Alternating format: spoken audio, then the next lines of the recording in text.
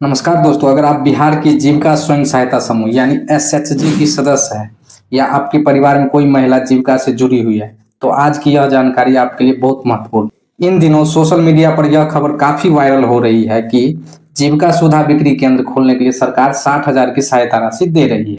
लेकिन सबसे बड़ा सवाल यह है कि क्या यह 60,000 रुपया सीधे बैंक खाते में मिलते हैं या इसकी कोई अलग प्रक्रिया। आज की इस वीडियो में हम आपको पूरी आधिकारिक जानकारी देने वाले हैं। सबसे पहले समझते हैं कि जीविका सुधा बिक्री केंद्र क्या है।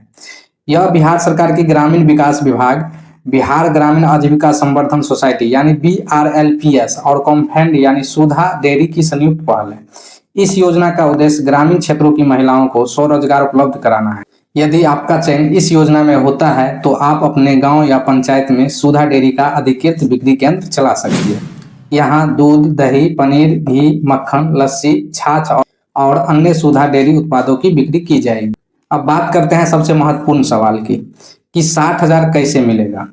बहुत से लोग सोचते हैं कि सरकार यह पैसा सीधे उनके बैंक खाते में भेज देती है, लेकिन ऐसा नहीं है। आधिकारिक जानकारी के अनुसार 60,000 रुपये की सहायता सीधे लाभार्थी के खाते में ट्रांसफर नहीं करेगी। इस राशि का उपयोग दुकान को तैयार करने और व्यवसाय शुरू करने के लिए जरूरी सुविधाएं उपलब्ध कराने में किया जाए।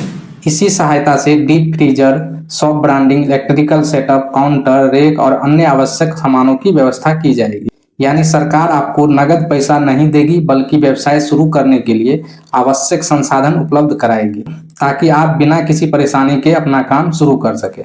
इसके अलावा इस योजना में लाभार्थी को 15,000 का स्वलागत पूंजी भी देना होता है। इस तरह कुल परियोजना की लागत 75,000 रुपये होती है। अब सवाल आता है कि इस योजना के लिए आवेदन कौन कर सकता है।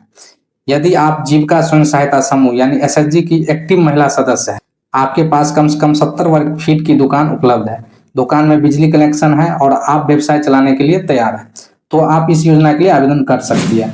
आवेदन ऑनलाइन किया जाएगा। आवेदन जमा होने के बाद संबंधित अधिकारियों द्वारा आपके दस्तावेजों और दुकान का फिजिकल वेरिफिकेशन किया जाए। यदि एक पंचायत में एक से अधिक पात्र आवेदन प्राप्त होते हैं तो चयन रैंडम लॉटरी के माध्यम से भी किया जा सकता है। इसको लेकर सोशल मीडिया पर कई तरह की भ्रामक जानकारियां भी फैल रही है कि सरकार 60,000 सीधे बैंक खाते में भेज रही है, लेकिन आधिकारिक प्रक्रिया के अनुसार ऐसा नहीं है, इसलिए किसी भी अफवाह पर भरोसा ना करें।